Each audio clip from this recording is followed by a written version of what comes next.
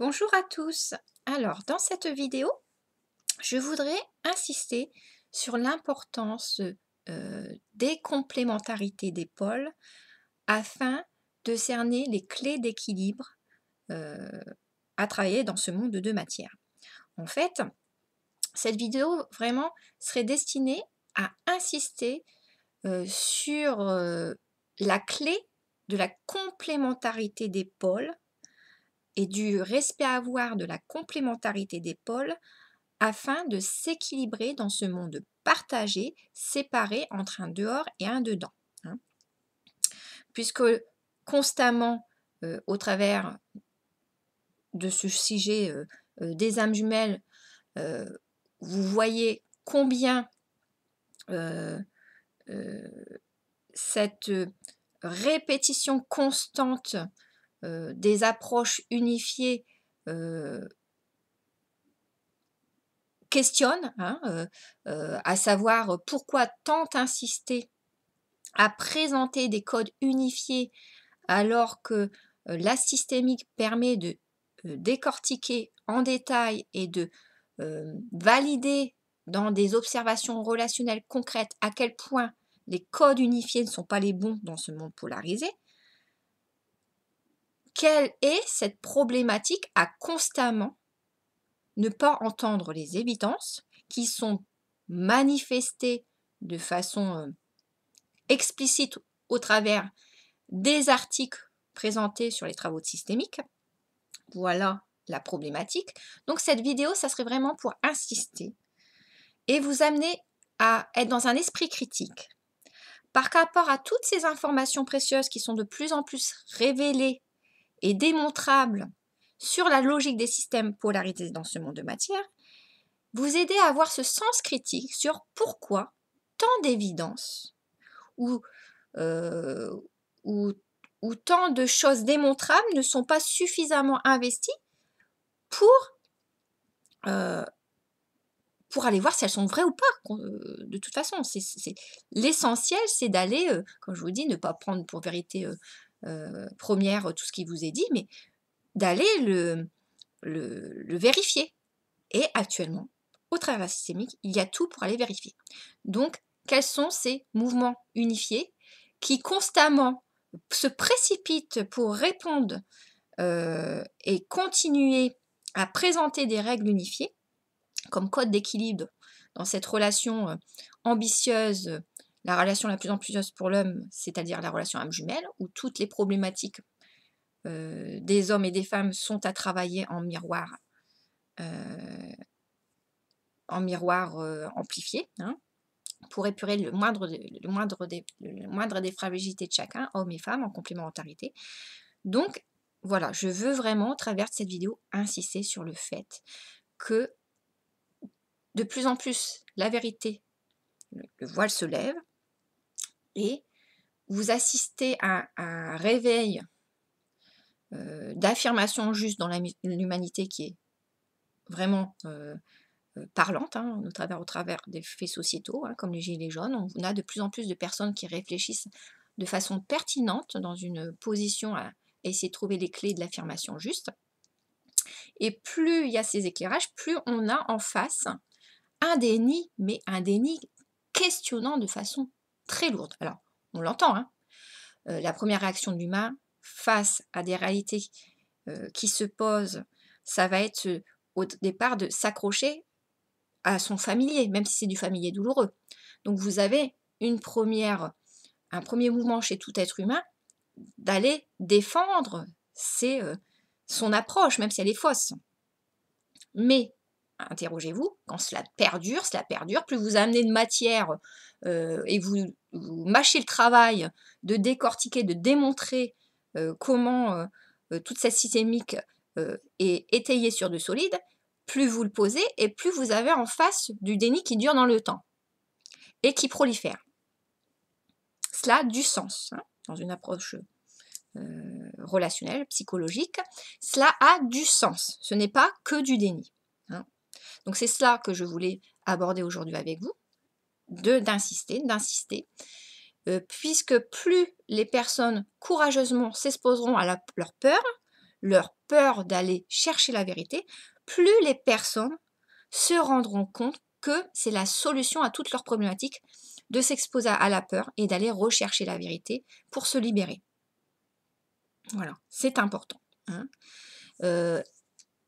Donc c'est ça que je voulais aborder avec vous. Donc pour ramener l'importance de voir dans la logique des systèmes polarisés comme quoi les règles d'équilibre, ce serait de respecter les complémentarités de polarité, je vais vous mettre en relief de façon un peu plus schématique et grossière, mais pour que ça soit parlant, comme quoi le duo âme jumelle féminine-masculin met en relief de façon très parlante, comme quoi il y a vraiment complémentarité des rôles pour libérer le matériel traumatique au travers de tout système, notamment le système d'âme, puisque on peut démontrer que tout système fonctionne de la même manière, que tout système dans l'univers, tout système est sous-système dans l'univers, et que tout système est polarisé. Et cela, comment? Dans des observations exhaustives relationnelles, où ces codes, ces règles se vérifient systématiquement. Systématiquement. Il n'y a pas besoin de 10 millions de personnes pour observer. Vous seul, en tant qu'observateur, vous appliquez ces règles systémiques dont je vous parle depuis des vidéos et des blogs, des articles de blog, vous allez voir que dans vos observations relationnelles, vous avez 1000 observations relationnelles, 1000 observations relationnelles, où ces codes relationnels dont je vous parle s'appliquent et se valident. Voilà. Et ça, c'est de la science. Il n'y a pas besoin d'être 10 000 pour aller observer et valider ces hypothèses et voir si elles sont vraies ou pas. Donc, d'où l'importance que cette vraie information ne se noie pas sous une somme d'informations fausses qui prolifèrent sur le net. Hein. Alors, je ne dis pas, au travers de tous ces réseaux du net, il y a des personnes bien intentionnées qui transmettent du faux sans s'en rendre compte. Il y a aussi d'autres personnes qui transmettent du faux en le sachant, des personnes sectaires.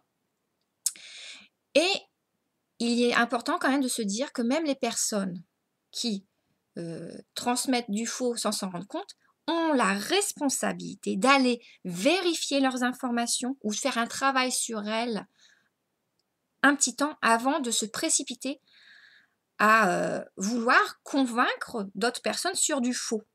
Tellement ils ont peur d'aller chercher la vérité. Et une défense psychologique de chacun quand on veut absolument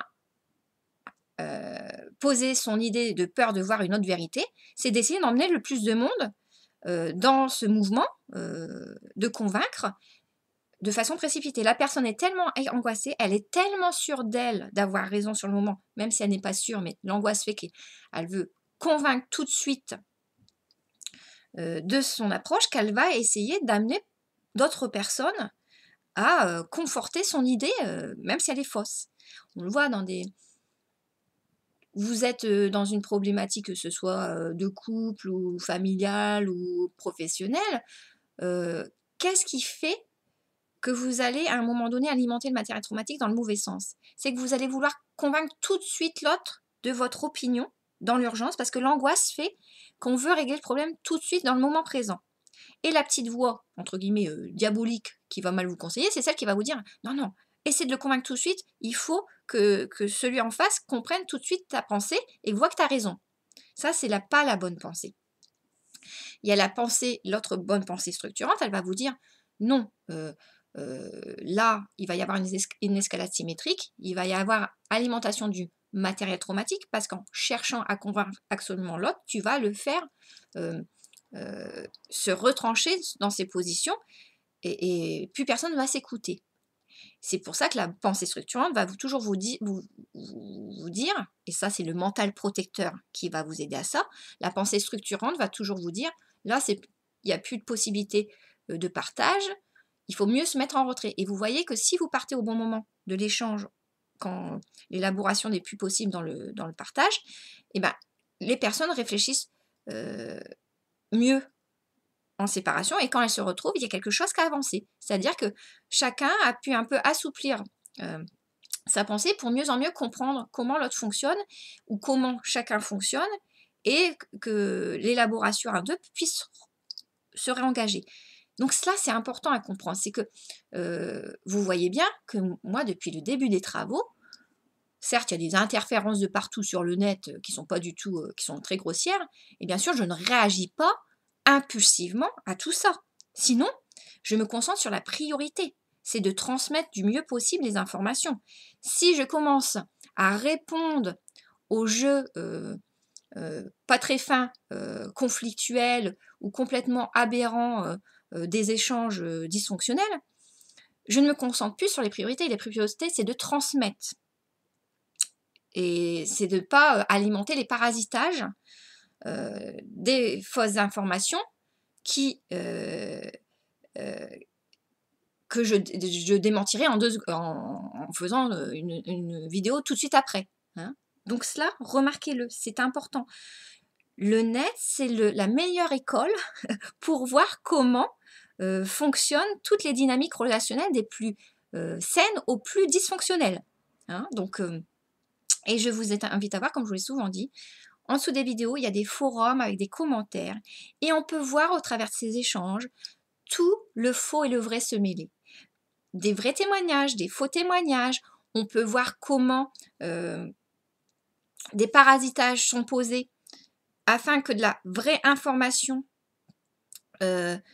soit remise en question. Mais c'est très bien aussi, parce qu'en fait, quand vous voyez toutes les stratégies, autant structurées que déstructurées, qui se jouent au travers des échanges entre personnes dans le faux et personnes dans le vrai, vous voyez comment se brasse une lutte entre l'ego et un mental sain, défensif protecteur pour les âmes. Hein. Et c'est là où vous avez toutes les dynamiques pour comprendre comment, bien sûr, il faut partager dans le cœur avec ceux qui veulent partager, mais dans le 50-50, pas dans le 80-20, et comment il faut se mettre en retrait, ne pas échanger avec les systèmes abusifs. Mais, encore une fois, dans le faux, il y a le vrai. Donc, je ne vous cacherai pas, et je ne vous l'ai jamais caché, que je vais souvent voir des vidéos où se brasse du faux, même intentionnellement ou non intentionnellement. Hein. Il y a des personnes, encore une fois, j'en insiste bien sur le net, qui donnent des fausses informations sans rendre compte. Mais dans ce faux, vous avez toutes les... J'ai appris énormément. J'ai appris dans ce faux ces pensées qui étaient complètement faussées par un déni traumatique, et comment la psyché fonctionnait des personnes traumatisées pour se dégager de douleurs, de souffrances qu'ils voulaient éviter, et comment ça se posait dans leur psyché afin justement d'éviter d'élaborer les problématiques, même si ça joue à un niveau inconscient pour elles. De même, au travers de tous ces réseaux, vous vous rendez compte, comme je vous l'ai toujours dit, le système du mal fonctionne avec ses repères par rapport au système du bien. Dans le système du mal, il y a tellement de matériel traumatique que tous ces sous-systèmes à pensée unifiée, hein, des plus mal intentionnés à ceux qui pensent bien faire en étant dans ces pensées unifiées, on voit que tout est clivé, c'est-à-dire qu'entre ces sous-systèmes, ce n'est pas régenté par des codes de valeur du bien, comme on retrouve dans le système du bien, c'est-à-dire des codes de partage, d'équilibre, de sagesse, de réflexion, de prise de recul au travers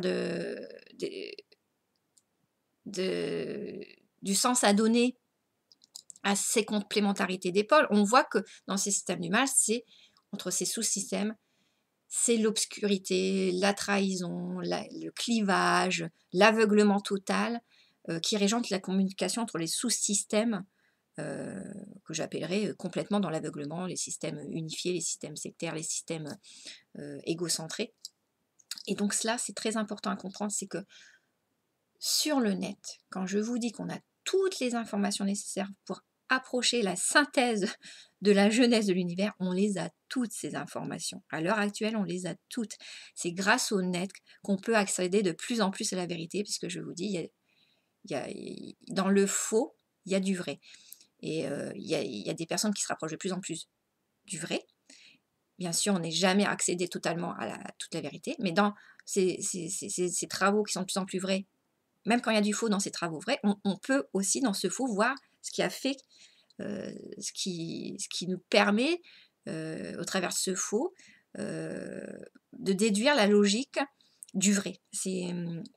Ça fait moi des années là que sur le net, j'accède au travers des informations fausses et vraies à une synthèse qui nous permet de déduire tous les codes euh, qui permettraient de s'équilibrer dans la justesse la plus parfaite. Mais bien sûr, entre cette ouverture de conscience et l'application dans la matière, il y a toujours un temps graduel à poser. Hein. C'est pour ça que je vous dis, il ne faut jamais réagir pulsionnellement à tout ce faux qui qui devient de plus en plus grossier. Hein. Mais le temps, c'est le meilleur allié. Le temps, c'est ce qui va vous permettre de rester dans cette posture d'affirmation juste et ne pas répondre à l'alimentation du matériel électromatique tout en restant juste dans vos actes et en cohérence avec vos actes affirmés. Et le temps fait que le matériel électromagnétique est de plus en plus obligé de se manifester de façon grossière. Et si vous ne l'alimentez pas,